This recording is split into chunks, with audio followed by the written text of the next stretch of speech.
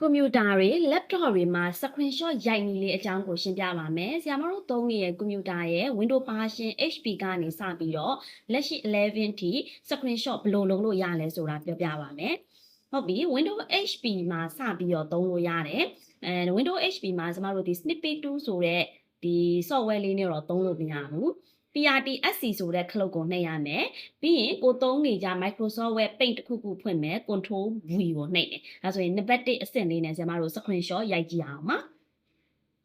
ဟုတ်ပြီဒါဆိုရင်ဆရာမ Microsoft Word software လေးကိုဖွင့်လိုက်တယ်ဒီမှာ rectangle ပုံလေးဆွဲထားတယ်ဒါလေးကို screenshot ရိုက်မယ် Windows HP မှာလည်းသုံးလို့ရတယ် Windows 7မှာလည်းသုံးလို့ရတယ် Windows 8 8.1 မှာလည်းသုံးလို့ရတယ်ယခုလက်ရှိ10နေ11မှာလည်းသုံးလို့ရတယ်ဒါပေမဲ့10နေ11မှာတော့ဒီဥစ္စာကိုသုံးတဲ့အခါမှာတစ်ခါတလေမှာမရတာမျိုးကြုံတတ်တယ်ကိုကဒီscreenshot ရိုက်နေတာကဒီနည်းနဲ့မဟုတ်ဘဲနဲ့တခြားနည်းလေးပြောင်းရိုက်ထားတာရှေ့မှာရှိနေတယ်ဆိုရင်အခုနည်းကသုံးလို့ရခြင်းမှာရလိမ့်မယ် Windows 10နဲ့ Windows 11ရဲ့ screenshot ရိုက်နည်းကိုတည်တံ့ပြန်ရှင်းပြမယ်အခုရှင်းမှာကဆရာမတို့ keyboard က PRTSC ဆိုတဲ့ဒီ clock ကလေးကိုတစ်ချက်နှိပ်ဟုတ်ပြီနော်ဒါလေးကိုတစ်ချက်နှိပ်လိုက်မယ်ဒီဥစ္စာဒီ keyboard ရဲ့ဒီလိုအပေါ်နားမှာလည်းရှိနိုင်တယ်လို့ဒီလိုမျိုး key တွေနဲ့လည်းတွဲထားနိုင်တယ်ပြီးရင်မြားရည်နဲ့လည်းတွဲထားနိုင်တယ်အဲ့ဒီမြားလေးတွေရဲ့ဘေးမှာလည်းထားနိုင်တယ် PRTSC ကိုနှိပ်ကြည့်တစ်ချက်နှိပ်နေပေါ့နော်ဒီလိုအပေါ်မှာလည်းရှိနိုင်တယ်ဒီလိုမျိုးနေရာတွေမှာလည်းရှိနိုင်တယ်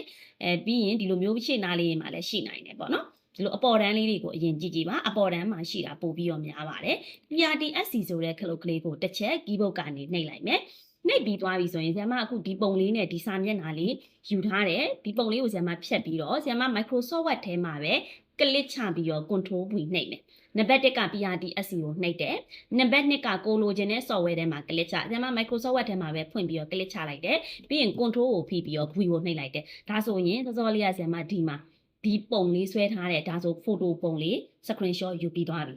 ယူတဲ့အခါမှာသူ့ကိုစိတ်မှာတော့ရမှာမစိတ်ဘူးဆိုလို့ရှိရင်တော့ဆရာမတို့ကဒီပုံဒီအခုလက်ရှိလေးပဲသုံးလို့ရမယ်ကိုယ့်ရဲ့ဒီကွန်ပျူတာထဲမှာသွားပြီးတော့မစိတ်ဘူးစိတ်ကျင်နေဆိုရင်သူ့ပေါ် right click နှိပ်မယ်ဘာလေးကိုသုံးလိုက်ရုံမှလို့ဆို save as picture ဆိုတဲ့စာလေးကိုနှိပ်လိုက်ရုံမယ်ဘယ်နေရာမှာစိတ်မှာလဲကြိုက်တဲ့နေရာမှာစိတ်လို့ရတယ် picture မှာစိတ်ကျင်လဲစိတ်လို့ရတယ်ဆရာမကဒီမှာ picture 1ဆိုတဲ့အနေနဲ့ပဲစိတ်လိုက်မယ်စိတ်ကိုနှိပ်လိုက်အဲဆိုဒီပုံလေးကို delete နဲ့ဖြတ်လိုက်မယ် insert တက်ကိုသွားမယ်ဒါ Microsoft Word မှာယူပြတာเนาะပြီးရင် this device ကိုသွားမယ်ပြီးသွားရင် picture ကိုနှိပ်မယ်เนาะ picture က this device ဆိုတဲ့နေရာကိုသွားမယ်ဒီမှာ picture 1ဆိုတဲ့ပုံလေးရှိတယ် insert နှိပ်လိုက်ရုံမလိုချင်ဘူး delete နဲ့ပဲဖြတ်လိုက်မယ်ဒါဆိုရင်ဒီ insert ကိုပြန်သွားမယ် Microsoft Word ကိုပဲပြန်ဖွင့်လိုက်မယ် this device ကိုပြန်သွားမယ်ဒီပုံမလိုချင်သူ့ပုံမှာ click တစ်ချက်နှိပ်ဒါမှမဟုတ် right click နှိပ်ပြီး delete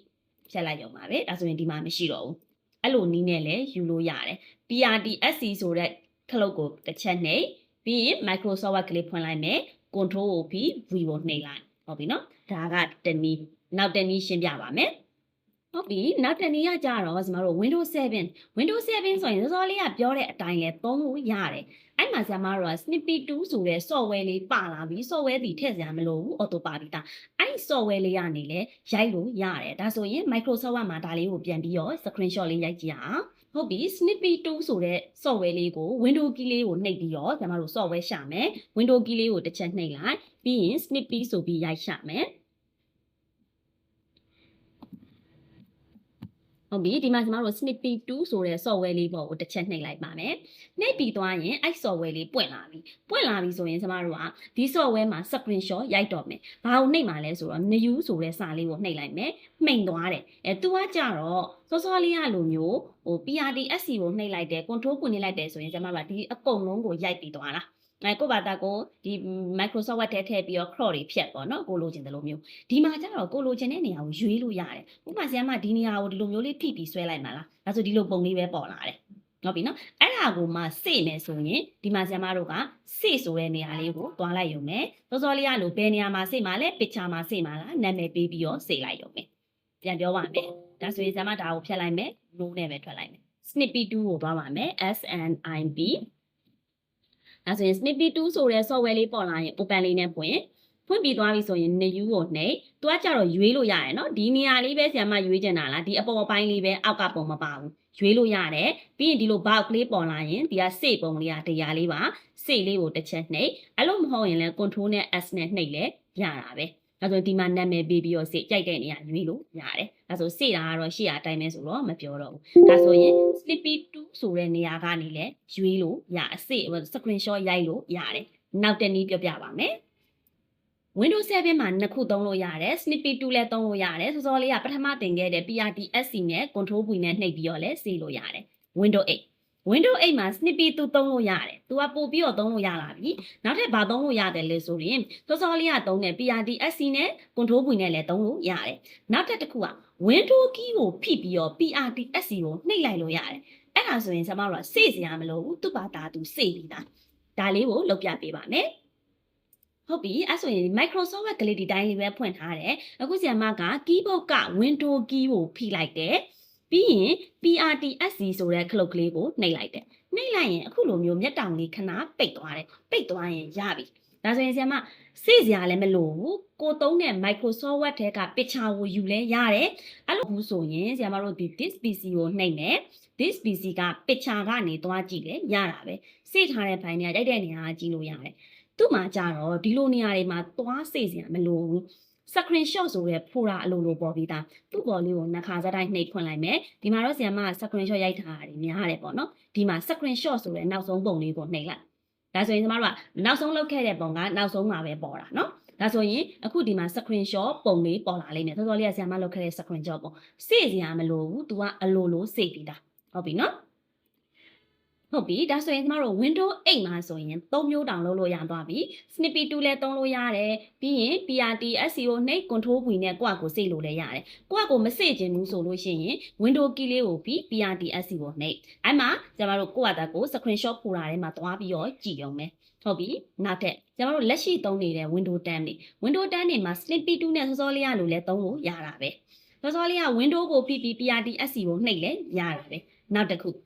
ကကြတော့ကျွန်တော်တို့ဒီမှာ Windows ကိုဖိပြီး PRTSC ကိုနှိပ်တဲ့အခါမှာကိုလိုချင်တဲ့နေရာကိုရွေးလို့မရဘူး Snippet 2မှာတော့ကိုလိုချင်တဲ့နေရာကိုရွေးလို့ရတယ်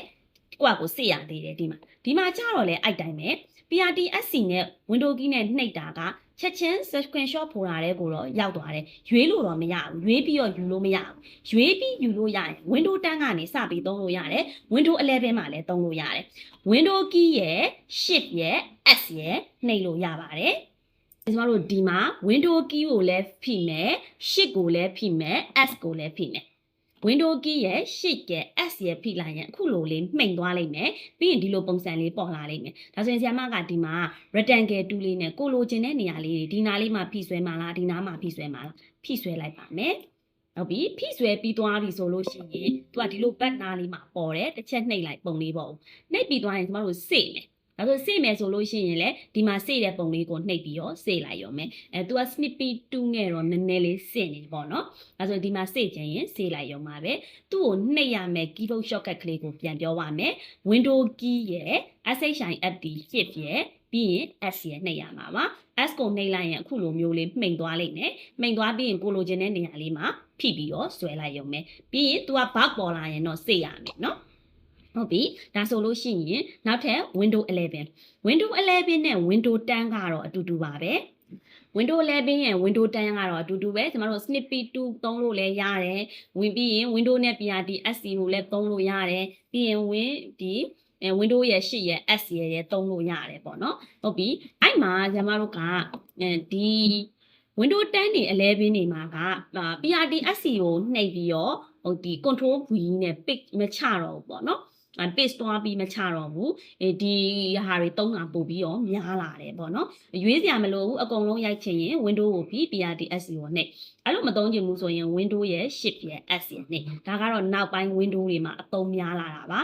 PRTSC ကိုဖွင့်ပြီးတော့ Control S key Control V Control S key စေတဲ့ပုံစံကြီးကတော့လောက်တာတိတ်ပြီးတော့မရှိတော့ပါဘူးဒါဆိုရင်ကျမတို့က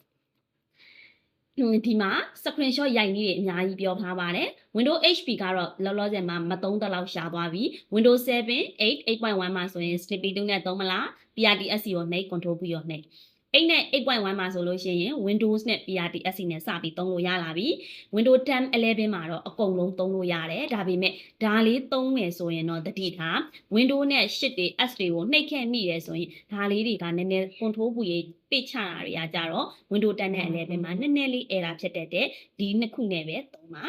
အဲ့မှာဆရာမတို့ကိုယ့်ရဲ့ keyboard မှာ FN key တွေပါနေတယ်ဆိုရင်တချို့ keyboard ကလေးတွေတချို့ laptop လေးတွေက PRDS က FN key နဲ့တွဲနှိပ်ရတာတွေရှိပါတယ်